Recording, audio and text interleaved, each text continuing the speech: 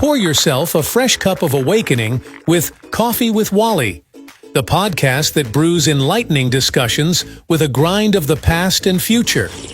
Join host and seasoned broadcast journalist Wally Wood of the Wood News Group and co-host Andy Valudes, the marine marketer and master strategist from Marketing Dynamics, as they explore the past, present, and future. Dive into a world where technology and globalization intersect with prophecy. Each week, Coffee with Wally links ancient and recent history to tomorrow, making sense of today's rapid changes through the lens of Revelation 13. Don't miss any episode.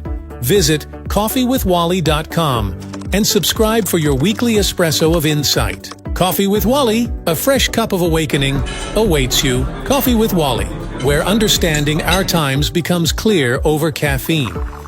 My name is Andy Valudes. I am your co-host here with your host, Wally Wood. You're watching Coffee with Wally Web Extra, where understanding our times becomes clear over caffeine. It's, man, do we need a dose of caffeine these days, right, Wally? Yeah, we're both getting ours today, that's for sure. In our Revelation. You know what a quad is? Yeah. That's a coffee with a quad shot of extra caffeine.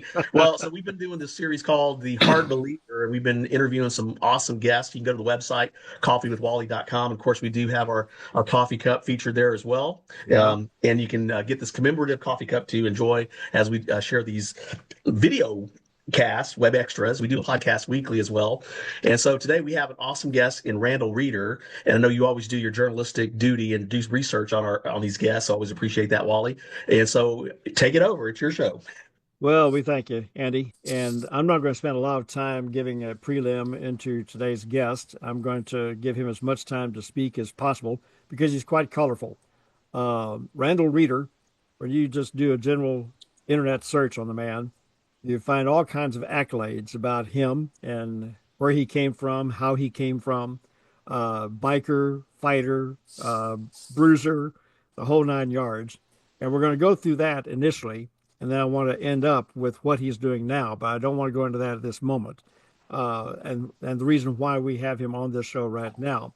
Randal, welcome to Coffee with Wally. I see that you're having your coffee. Thank you, sir. I am in my Estonian cup. My wife's from Estonia. Yeah. So. We'll have to get you an RFN cup here pretty soon. Absolutely.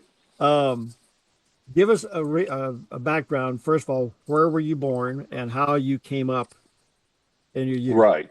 So I was born in Pasadena, Texas. My father was a plumber, second generation plumber. I'm actually a third generation. My brother's a third generation plumber. Most of my cousins are plumbers. And had Reeder Plumbing in LaPorte, Texas. After Vietnam, they moved from Amarillo because my dad had gotten back from Vietnam as a Navy Seabee, and actually NASA was building all these houses, and Amarillo had shut down an Air Force base and all that. So they relocated to there, and that's where he met my mother, and that's where I was born. And then I kind of spent my whole childhood between my dad was a kind of a serial entrepreneur, and so they'd bought 100 acres up in Carthage, Texas, and they would go back and forth, raise limousine cattle or Arabian racehorses or whatever. And as we would live there a few years in Carthage, maybe 4, 5, 6 years, and then go broke and go back to plumbing. My father would, and as entrepreneurs do, Yeah. And and then finally when I was 18, I mean, lots of stuff I'm skipping, but they can read it in the book, and once I get finished, and I got kind of through a series of circumstances drafted, or so to speak, asked to be a pro wrestler. So I trained with Ivan Putski, the Polish Power, big WWF legend, and started there and just progressed on throughout my years, and spent my young adult years as a pro wrestler. But I was in the Third Coast. Texas was considered the Third Coast for entertainment, for movies and such. So I started auditioning for TV shows and low budget films and booking. And so early on, some of my earliest acting jobs was guest stars on Walker Texas Ranger and things like that. So just really kind of was blessed in that sense. But I also had gotten saved when I was probably 20, and I dove into church. So I was always really torn because there's this this world that was pulling me into with wrestling and acting, which were certainly unsavory, Right. and then there was this ministry, to where I was, a children's pastor as my kids got older, or my kids were born, and I missionary to Brazil and all this kind of stuff. But eventually, I did move to Hollywood, and that's where the madness really took over. So yeah, I did a lot of movies. I've done quite a few projects. When you say a lot of movies, what's in the number? How many movies? I don't know, 40, 50 maybe Really? different projects. I Okay. haven't looked in a while, but you know, Were you a biker at the time?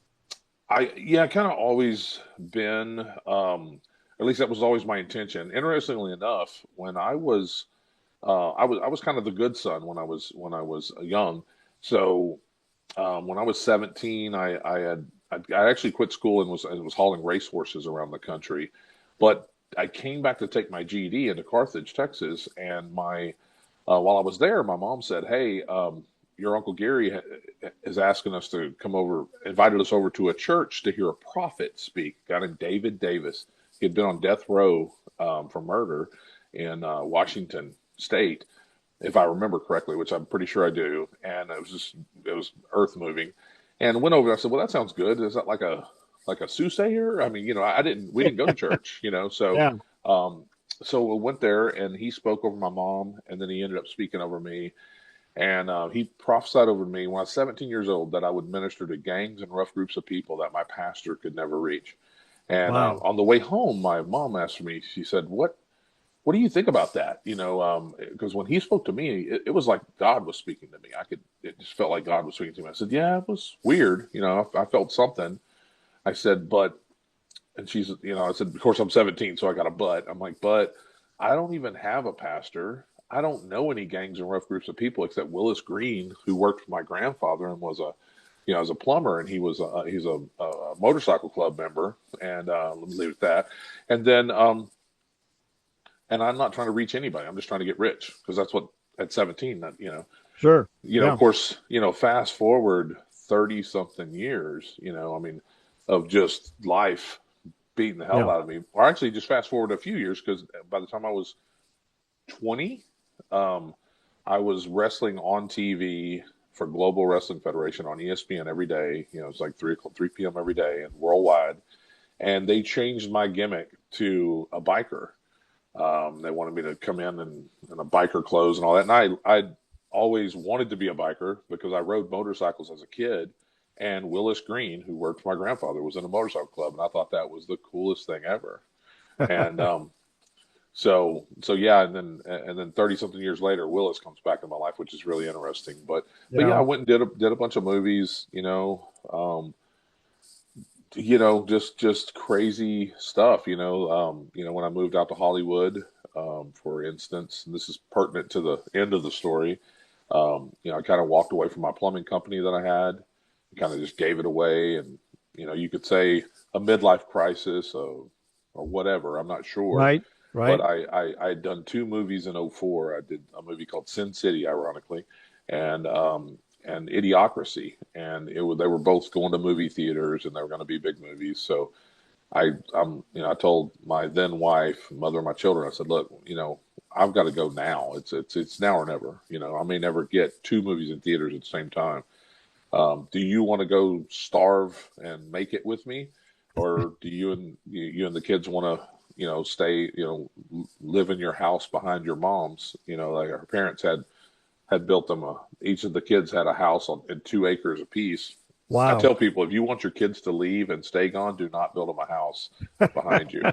So now she moved there, and the marriage did not work out, and ultimately, and then I was, off in Hollywood, and Mhm. trying to send money home, and got into all kinds of craziness, Yeah. I was auditioning for movies and booking movies and actually acting in movies while I was, bouncing at nightclubs, driving for escort services, and collecting money for bad people. So And trying to find yourself. It was lost. Actually, I remember one time my brother picked me up around that time at the airport so I could come home and visit my family, and he would pick me up in Dallas at the airport, and I said, "Hey, pull over here at this liquor store," and I went in, got me a bottle of vodka, and I'm just driving down the road drinking this, and he's like, "Bro, are you okay?" And I'm like, "I don't think so." And he's like, "What's going on?" I said, "I've either lost myself completely or I found myself, because it was just, I had gotten to that point, when I'm doing you just almost a life of crime where it's like, okay, if I kind of had to decide, you can't do that halfway. You're either all in or all out. And ultimately Right. I got out, but it was a hard struggle for several years, doing that. It was eating at my soul. I'd have to drink it away. It was horrible. You're touching on a point here that I think a lot of people can relate to, that when God has his hand in your life and you're not walking with him, Oh, you're not horrible. united with him, you reach a point, a crossover point, and he brings it to you. Hmm. He is so gracious. And I'm intrigued by the fact that this prophecy came to you at a younger age. You were not walking with the Lord at the time. You were into a religious thing, going to church, but you Oh didn't. no, I wasn't at church. Oh, you were Never not. had just been to Okay. church visiting people. So yeah, Okay. even So more you were not, interesting. you weren't connected with God at all. And here he I gives was you this searching, prophecy. I mean, Yeah. my mom always thought that I would do something great for the Lord, Yeah. but we didn't go to church or anything like that.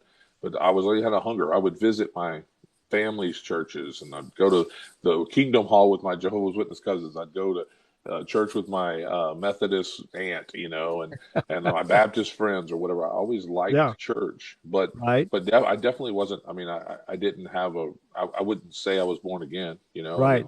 mean, maybe I was, maybe I wasn't, but I don't.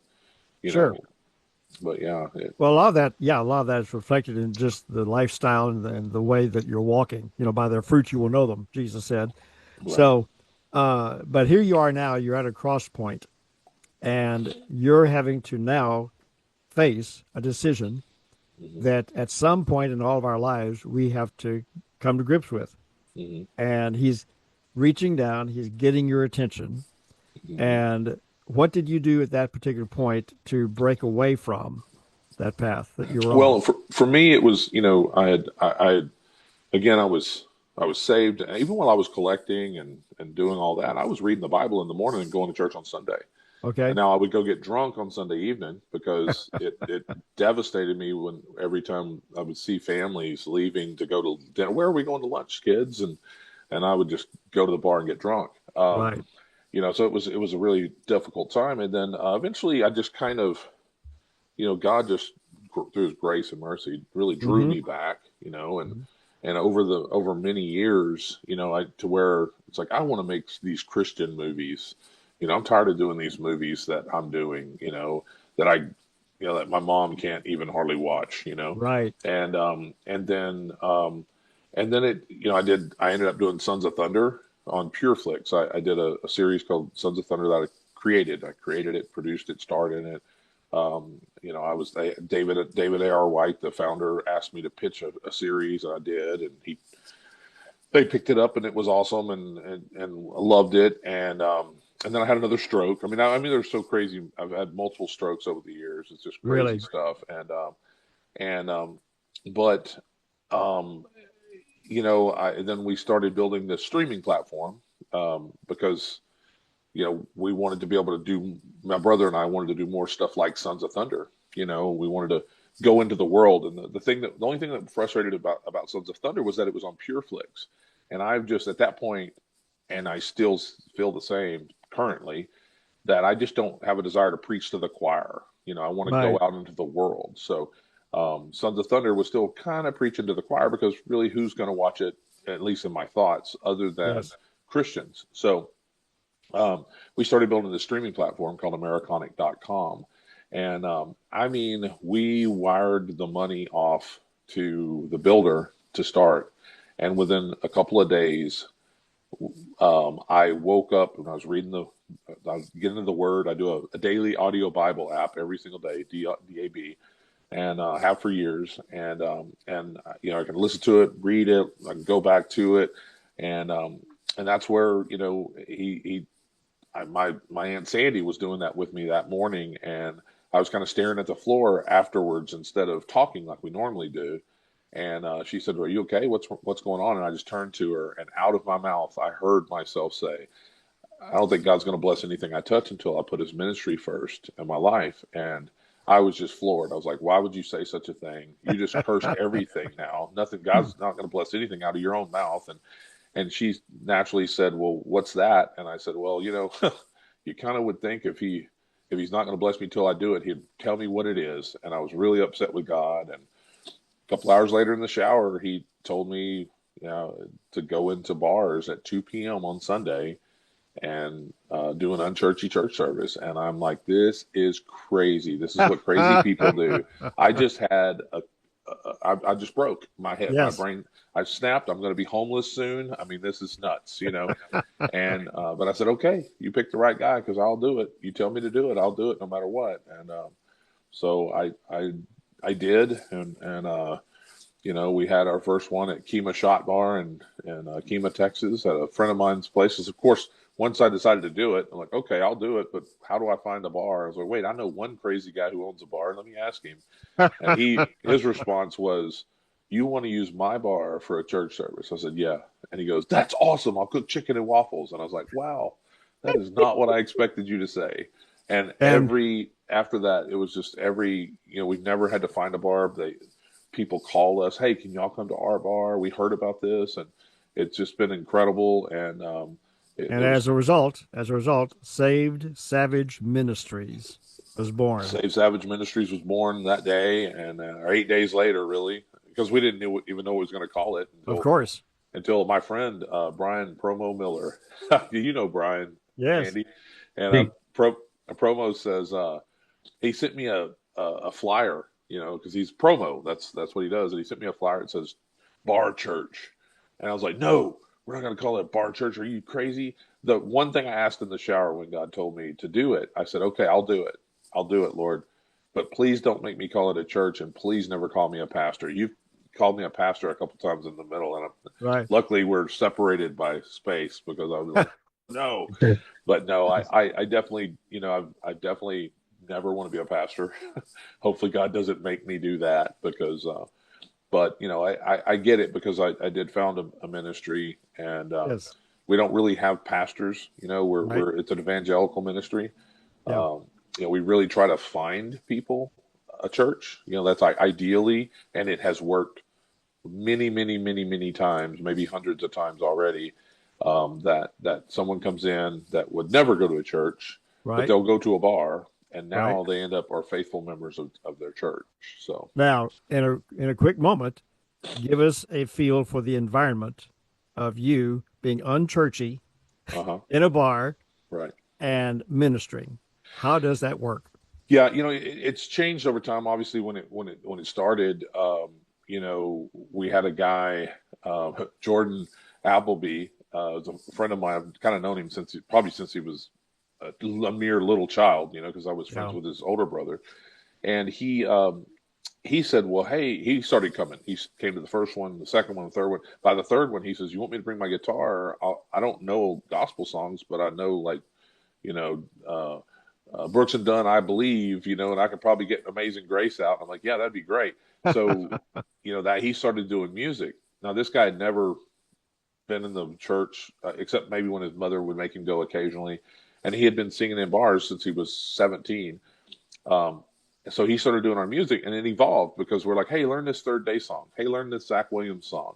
And then it ended up growing into, basically, now we kind of have praise and worship, in the bar. But at first it was very, it was like, hey, I want something that turned, and I still today, even when we're doing the praise and worship, we have people that really want to do praise and worship. I'm like, that's cool, but I need one country type song or something that turns their head around from the bar, because we really try to go into bars that aren't busy on a Sunday. Okay. Because we don't. And you wouldn't expect them to be. We don't want to. We don't want to go into some bar that there's hundreds of people that ride in or whatever. We really kind of go into divey bars, bikery type of bars, but we prefer to go in where on a Sunday ideally there's 10 people there, bellied up at the bar at 2 p.m, and then they're kind of surprised that we're there, and then they turn around and then they get involved and they get ministered to, and that's really the ideal target for us, is to go in there. Now we roll in with 20 to 50 people that go from church to church, or from bar to bar with us, Lord. And so, we bring a crowd, but we're really there for those 6 or 10 people that are at the bar that don't really know we're going to be there. So. Okay, now the kind of person that you find in the bar, they're not part of your operation. What do you find in them that appeals to your ministry? How are they reaching out to you? They're often moved, crying, hugging us. I'll tell you, one guy, I don't know, probably 6 months ago, came up to me, and he's gone to a lot of our services at this one particular bar. And when we're there, he shows up, and he came up and he said, "Man, I want to thank you for what you're doing here." And I said, "Oh yeah, absolutely, brother." And he says, No, seriously, from somebody who won't step foot into church until his funeral, thank you. And I said, "Of course, brother." I said, "But hold on, rewind a minute. Why are you not going to step foot into a church until your funeral?" And you're not going to believe the answer. He said, "Because when I met my wife, I was an associate pastor, and I'll never go back." 80% of everybody we deal with, 80%, every bit of 80% are church hurt people.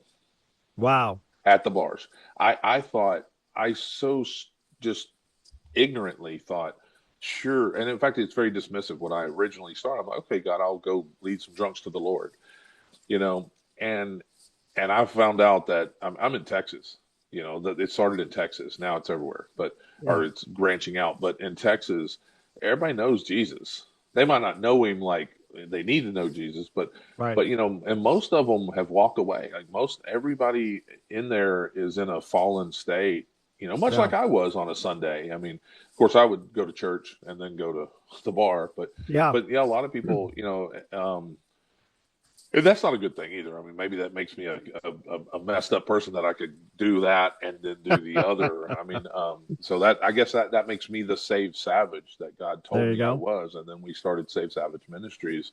And that's really what it has done is, I would say that a lot of the Saved Savages, probably 60%, are really rough. A lot of, I jokingly, but kind of seriously say that Saved Savage is full of a lot of people who most of us have broken most of the commandments, and a few of us have broken them all. So, or many of us have broken them all. Amen. So, it's a lot of rough people, a lot of bikers, a lot of, just, bar flies, a lot of, I don't know, just a lot of, I mean, each tribe is different, by the way, because, up in Northeast Texas, it's a different type of, people that are drawn to Save Savage. And of course, now we're doing like Albuquerque and different places. But definitely, it's people that don't want the religion. The religion turns them off. And, and then we try to be that bridge between the two, because, I'm pretty anti-religious, even though I love church, and I don't miss church if I can. It all can be on a church, even if it's somebody else's church. On a Sunday, I'm in the middle of nowhere, I'll just walk into a church. I do love church, and I love the assembly of the brethren. I'm all for that. At the same time, I can acknowledge that that Christians have done a really bad job in the church of being the church and ministering to people. I think that's your message too. And, I'm reminded of the scripture that says that he is at work within you, both to will and to do his good pleasure. He called you into this long before you ever knew him. Right. And I think that this is, I've got a series of messages myself that I've entitled Becoming a Hard Believer. And that takes you beyond being churchy. Right. Okay. And I've been in situations in my own life that required that I be a hard believer, or I wouldn't be sitting before you right now. I think this is the essence of what you're doing. Mm. I'm reminded again in Scripture where it says that in those last days, those dark days, those who know their God will rise up and do great exploits. Mm. Mm. And Amen. this is outside the realm of being churchy. Right. You are Well, deeply connected to your God. sorry to interrupt, but Go ahead. if the thing is we should, in my opinion, go to church to get fed Mm-hmm. and built up and prayed for so that we can Right. go into the world. At least two scriptures, and Mark and Matthew, is the Great Commission where Jesus in Mark said, Mark 16:15, I believe, said, go ye into all the world, preach the gospel to every living creature, baptize them in the name of the Father, Son, and the Holy Ghost. They'll be saved. Anyway, you know the scripture. Yes. And then in Matthew, he says, he says, go make disciples. So Yes. that's the two scriptures to me that I recall that Jesus tells us what to do. He says, go preach the gospel and baptize them and go make disciples. So if we're only doing one, then we're only doing half the gospel. So if we're discipling, that's half the gospel. We got to go preach that gospel. It doesn't say build a sign, buy a church. It says go ye. So we go ye into the bars, the motorcycle rallies. We don't go to the candy motorcycle rallies. We go to the real motorcycle rallies, the 21 and up motorcycle rallies that we don't want to be there at night, when they get to partying, but we're there the next morning handing them out coffee. And we do that. And then we do Bible studies in the midweek, and we because we've got to disciple them. We can't just leave them there. We got to go back. That's the problem I see with prison ministry, which we're a big part of. I've just started doing that last couple of years. And I love it, but you got to go back. Yes. You don't just preach the gospel and we had a bunch of people come to the Lord. Praise God. Let's go to the next prison. No, you got to go back and disciple. You make disciples. Mm-hmm. That's what that commission's all about. Meet those needs. Yes. Absolutely. So. We are about to run out of time. I can see where this is going to lead to another interview. Yeah, we got to do this again. I want to go deeper with you in these matters. We've been interviewing Randal Reeder, and he's the founder of Savage Ministries. And we're going to do this again, Randal, if that's okay with you. Yes, please. I would love to. Amen. Andy, take it. Thank you, Randal, for being gracious to accept this interview and using your influence, your notoriety, and your authenticity to connect with people. You're a gentle giant, but you're formidable, right? Yeah. So that's always a good measure, because Jesus says we're to be as wise as serpents and as innocent as a dove, and you command respect to those that know you and care about you, etc. But you get the attention of men that ordinarily you wouldn't get attention for, right? If that makes sense. Right. Yeah. And I'm reminded in the Marine Corps, we used to have a saying called hardcore. That means you're so gung-ho and focused and dedicated that you have this camaraderie, esprit de corps, that I think Napoleon Bonaparte called, you fight as one in essence. So you have your tribe, as you mentioned, Randal. But I want to thank you for being a part of this. I think I had some other comments, but let's see here. Do I pass the test of being a hard Christian? Oh, yeah. Yeah, you don't fit the mold. Definitely yes, are peculiar, and that's really what we are as Christians. We are a peculiar people, meaning not weird, not strange, but there's something about your walk that draws attention, right? That people want to know that, again, we couldn't connect to the people that you're connected to, but you definitely are making inroads there, and you're letting God guide you every step of the way. So we appreciate that. Again, you've been watching Coffee with Wally Web Extra, and tune in again where understanding our times becomes clear over caffeine.